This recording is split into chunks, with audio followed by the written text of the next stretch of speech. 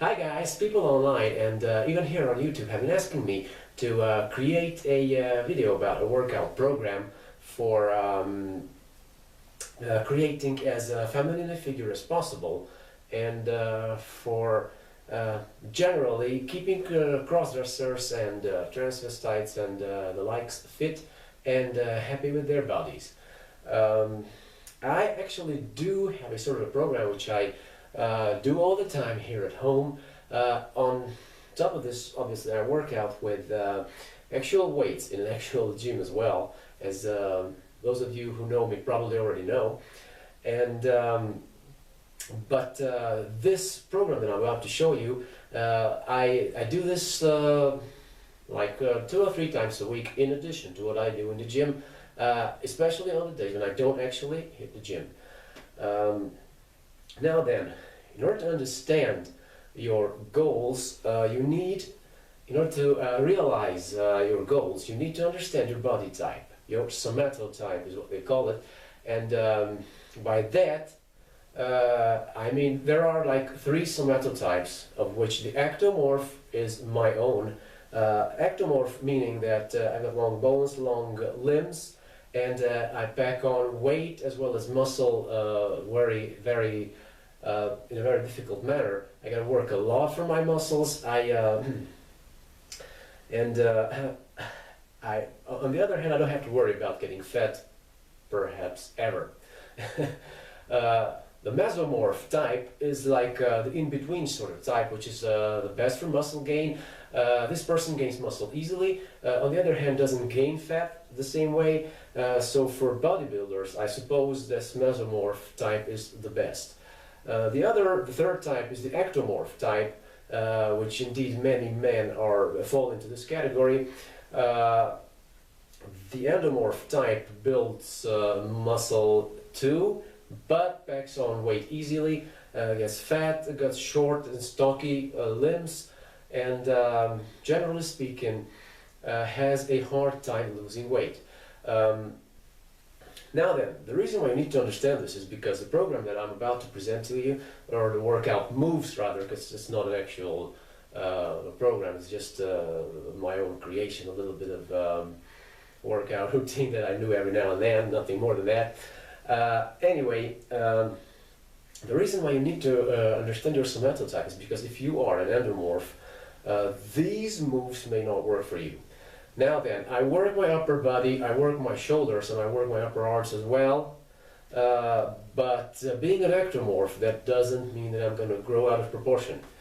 The other somatotypes, however, might do just that. So for them, the workout moves that I do may absolutely not be suited for feminization purposes. So to create a feminine body type. In order to accomplish that, just about every somatotype needs to focus on 2 particular body areas, body regions, the waist and the hips, and the waist to hip ratio, so the relationship between the 2. In a word, to make a long story short, the smaller the waist and the wider the hips, the more feminine your figure will appear. This is what most of my workouts, these 2 areas are what most of my workouts target. And so without any further ado, let's get down to actually doing something. Okay, I usually start out by working the obliques, like the sides of your abdominals, and generally the waist. So you can accomplish that by essentially doing this. And what you need to do here is you need to focus on the quality of the contraction. Otherwise, you will just be leaning side to side and fail to see any sort of results. If you actually do focus on the quality of contraction and contract those obliques when needed, you're actually working them, and you will actually feel and you will see an effect. You can do the same by moving your arms as well. So there. It's the same accomplished. And by punching left and right, once again, making sure that you focus on the contraction of your obliques. If you don't, if you just swing back and forth, obviously none of these are going to matter at all. So these are essentially my warm-up exercises, and I do sort of a hip movement as well, hip rotation, just to sort of work those lower abs, those obliques, and to loosen up the hips a little too while at it. Once I'm done with these, I get down to, oh yes, and an area that I forgot to mention are the thighs. So these three areas, like from your breast downwards, your abdominals, your waist, your hips, and your thighs. What I do next, usually, is sumo squats. But I do them on tiptoes, so I sort of get on my tiptoes like that, and then go down, down, up, and I do about 10 reps of this. And then I do the sort of squats that you would do in the gym with a barbell. Only I don't have a barbell here at home, so I actually just sort of mimic having it on my shoulders. And you stick your bottom out, and you go all the way down, up, down, up, down a few times. Other than that, you also need to relax your hip and your bottom a little bit, because that is how a feminine figure is built. So you essentially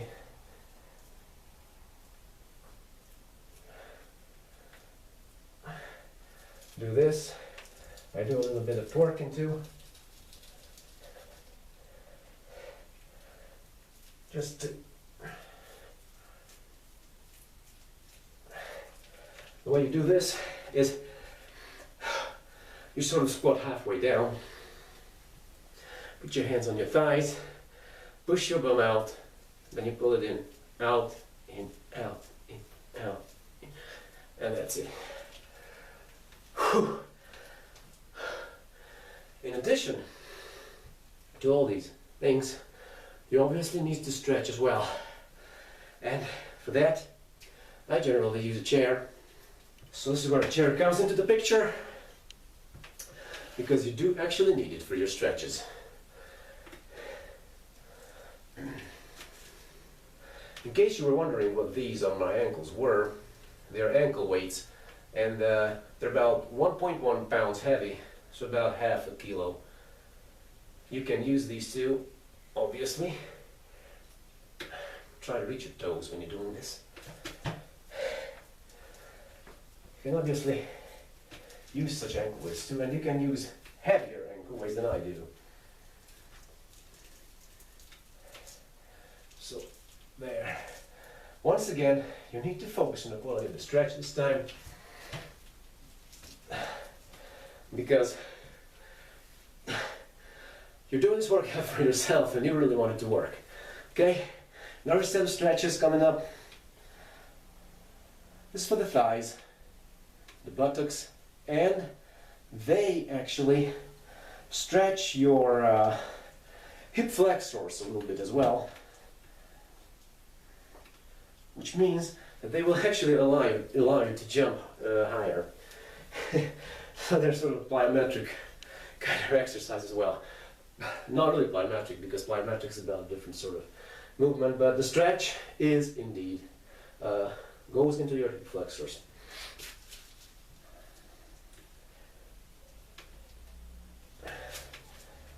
Once you do that, it is time to roll out the gymnastics mat and to get down low a little bit and to really get down to business. Before we do that though, there's one more thing that I forgot to show you. This is where my ankle weights come into the picture. I usually do this with a chair as well. You lean next to it, and then you sort of just kick out to the side like that. these moves are excellent for your buttocks as well as your thighs, and they do in fact strengthen your hips as well. Here it is from a different angle.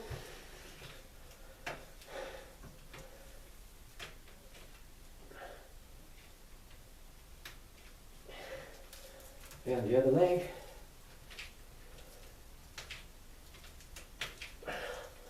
Whew. Alright, so let's roll out that gymnastics mat now. So this is my gymnastics mat right here.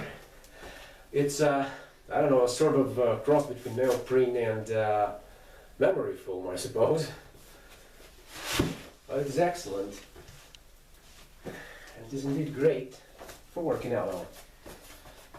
Definitely use one of these whenever you do any kind of exercises on the floor. Now then, we are down on the floor and with our gymnastics mat ready, and this is where the real stretching begins. What I usually start out with are a series of stretches which I can't really actually define. I don't know what their name is. I'm pretty sure that there's a name to these. You start out like that, pulling your back in as much as possible, sticking that bum out, and then like that, and then again, and you repeat it a few times, focusing on the quality of the stretch, as well as on that of the actual contraction of the abdominals. This is how I finish all this up.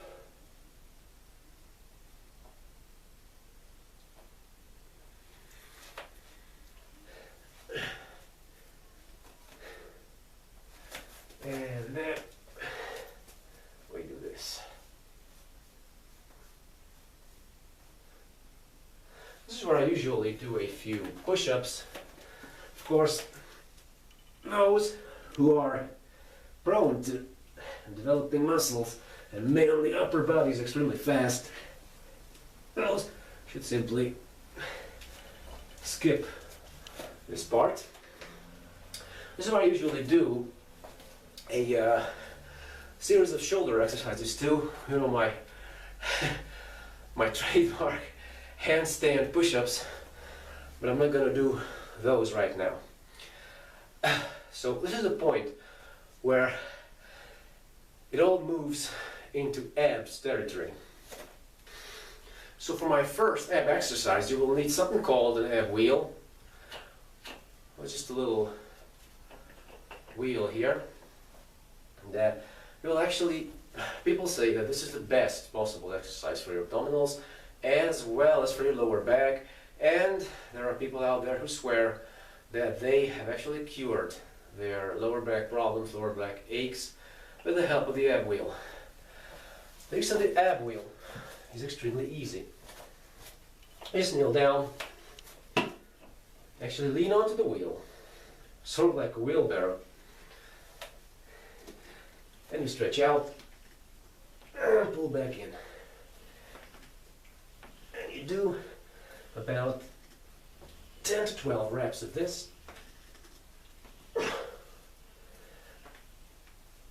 And once I'm done with that, I do a special kind of stretching exercise, which is once again about loosening up your hips as much as possible. So you really stick your bum out there, you get that lower back in as much as you can, arch that back, and then you sort of play with your muscles a little bit there. Do a few contractions. I don't know if it's visible on the camera. Ah, that's about it for that stage. Whew. Now then, as good as the ab wheel may be, whenever you're targeting your abs, you always have to do the good old sit-ups, because that's how you work your upper abdominals the best. There's no other weight working better, and that's the reason why I always include them in my regimen. So they're really simple to do. Just put your feet up somewhere like that, and your hands at your temples like that, and then you try to curl into a ball, sort of.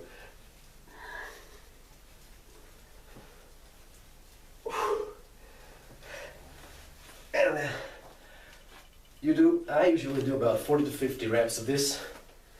So once you're done with your sit-ups, which, as I told you, target the upper abdominals, you need to move on and do a little bit of something before. So you sort of do that.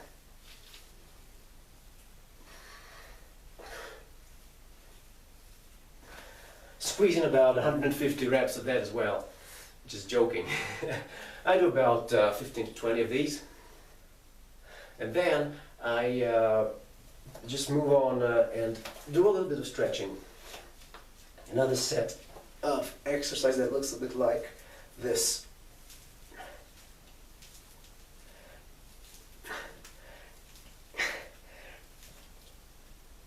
Oh, whew. All right, when you're done with all that, there's a little bit more, obviously, that you can accomplish for your hips.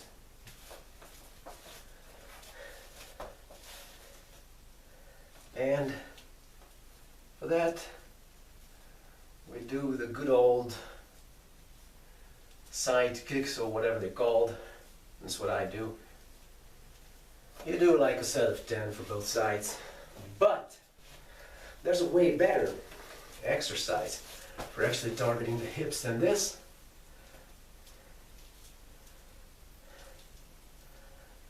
And that I'm going to show you next. So the exercise I'm talking about is the side lunge. This is how you actually do them. You can actually do them with dumbbells in your hands. And go as low as you can, like that. And you can squeeze in a set of about 10 for both sides, and this is just about the best exercise that you can possibly do for your hips. Now then, guys, assuming that all these exercises are only recommended if you're indeed in perfect health, and if you can indeed pull them off, and you can do them, and you feel good while doing them. So this is not torture, and I am no trained physician, but I can tell you that if you do take my advice and do these exercises to build a more feminine and generally a figure that a sort of body that you feel better with. Gotta catch my breath a little bit. You do so at your own responsibility, and that's about it. See you around. Subscribe, hit the like buttons wherever you see them on my channel. Check out my website, and by all means do subscribe to my channel, because I have tons more videos coming. See you around.